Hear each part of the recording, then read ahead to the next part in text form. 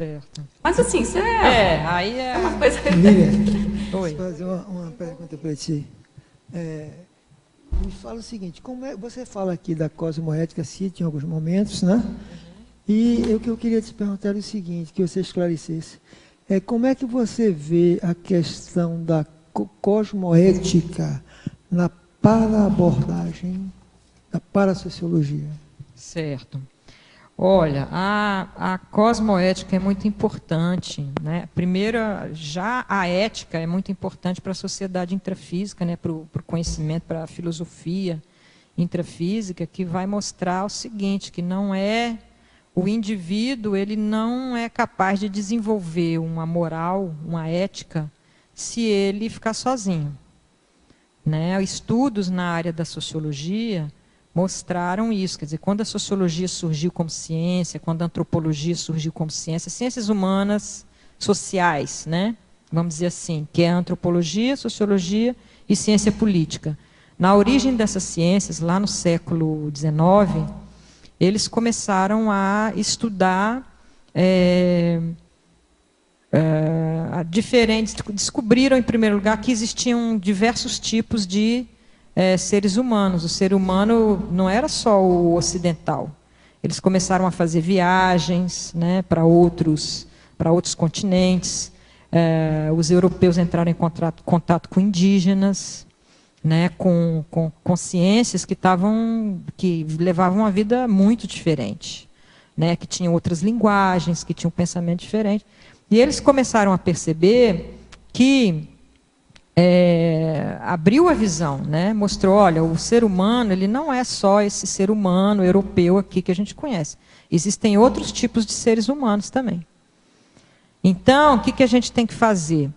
A gente tem que sair daquela visão teológica, né, de que a ordem social ela é uma coisa que nos é legada pela divindade, e vamos ter que nós mesmos organizar a nossa sociedade. Aí veio o iluminismo e o surgimento dessa ciência. E o primeiro deslocamento, né, o grande deslocamento paradigmático, né, que houve dessa visão teológica do mundo para uma visão científica, foi justamente colocar o homem no centro do universo, né, e não mais a divindade, ou como uma criatura assim. E se percebeu também o quê? Que o homem não é só... não basta ele ser um homem físico para ele estar no mesmo nível de desenvolvimento máximo da humanidade, né? Eles dizem assim, não basta você nascer com corpo humano para você ser um homem, né? Um homem no nível de desenvolvimento máximo que a sociedade chegou. Então, eles fizeram experimentos, né, com estudos, né, análises de casos, de fenômenos, em que, na época das grandes navegações, havia uma grande quantidade de pessoas que se lançavam, né, no mar para chegar no outro lado, nos outros continentes, embarcavam famílias inteiras e os barcos eram muito frágeis. Então, havia naufrágios, né, muita gente morria, alguns indivíduos se perdiam da família e havia muitos casos de crianças que eram posteriormente encontradas em ilhas, em lugares onde não tinha civilização e elas eram criadas por animais, né? Então, o estudo da tentativa de ensinar alguma coisa para esses indivíduos mostrou exatamente isso. Não basta a pessoa ter um ser humano. Foram encontrados indivíduos que estavam vivendo exatamente como lobos, que eles foram criados por lobos, né? Ou como chimpanzés, porque eles foram encontrados vivendo junto com o chimpanzé. Ou seja, ele era, se você fosse analisar aquela consciência, você ia ver ali um chimpanzé e não um homem. Não importa se ele tem o equipamento biológico necessário para ser homem, se ele tem um cérebro desenvolvido para ser homem. Não importa. O que importa é como é que ele vai trabalhar com aquele equipamento. Ou se ele não vai trabalhar, né? Qual é o estímulo que ele vai ter? Daí a importância do meio na evolução do indivíduo e daí então, o surgimento dessas ciências humanas. Para mostrar, olha, gente, é muito importante a gente entender o meio para você poder entender o homem que está dentro daquele meio, né? Não necessariamente você nasce com um corpo físico humanoide, você vai ser humano. Vai depender muito do meio que você está. Então, também, e aí a questão da ética, né? Porque não adianta o ser humano, né, fisicamente, ele ser equipado biologicamente e ele ter uma vida, vamos dizer, isolada, ele não vai desenvolver uma moral. Ou ele vai desenvolver a moral do meio em que ele está. Né? Quer dizer, um indivíduo que viveu com os lobos, a moral dele é totalmente diferente da minha, da sua moral. Né? Ou seja, a moral ela tem a ver com a sociedade. A ética tem a ver com a sociedade. Né?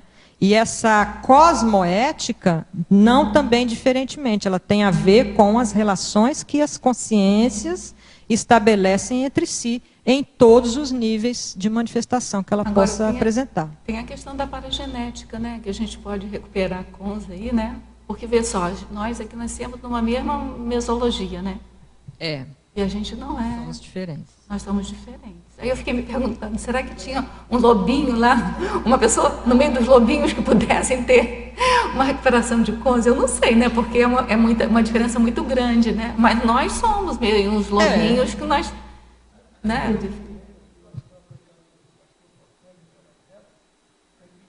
Cadê o microfone, Márcio? Por favor. Liga. É para cima. Tem que esperar um pouquinho para ligar.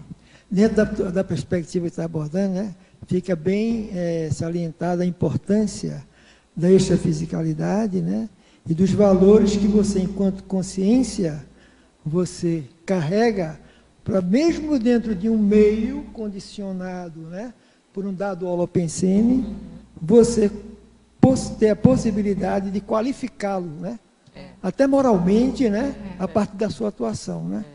Agora, só que aí entra na sua abordagem realmente, né. Agora, eu não sei, é isso que eu fiquei imaginando, como é que esse processo, né, ele vai se efetivar, e aí, porque tem um aspecto interessante que você traz aí, é que essa relação entre a atuação da consciência individual, né, e o rapport, a interação com o ambiente, ou com as instituições, fruto das relações interconscienciais. Então, você tem aí um processo interativo, né, que dentro da perspectiva conscienciológica, a gente tende a enfatizar a dimensão da intraconsciencialidade, não é isso? Agora, Márcio, eu estava me perguntando também, assim, será que tem algum limite? Por exemplo, aquele caso que você contou, pessoas que nasceram em corpo de homem, com cérebro de homem, e criados no meio de lobo. Será que ele ali consegue, vamos supor que ele, quer dizer, eu acho que uma pessoa muito evoluída talvez não passasse por esse processo, mas vamos assim numa hipótese, né? Será que ele conseguiria manter a moral dele no meio daqueles lobos? Ou será que ele teria que fazer um certo nível de concessão para conseguir conviver com aquilo, né? Olha o microfone, Márcio. O microfone, Márcio. Microfone. O que eu acho que é interessante justamente, até esse relato que ela fez agora, né, desse restringimento somático, né, o ambiental, né, restringindo, né, as expressões da moralidade, que é um fato, e, por outro lado, essa condição que, né, a gente vê na perspectiva conscienciológica de uma consciência mais evoluída ser capaz de promover transformações no meio. Então, sabe, eu acho que essa transcendeu traz, ela é interessante realmente. É muito interessante. Pensar sobre isso, né? Pensar sobre isso, é certo.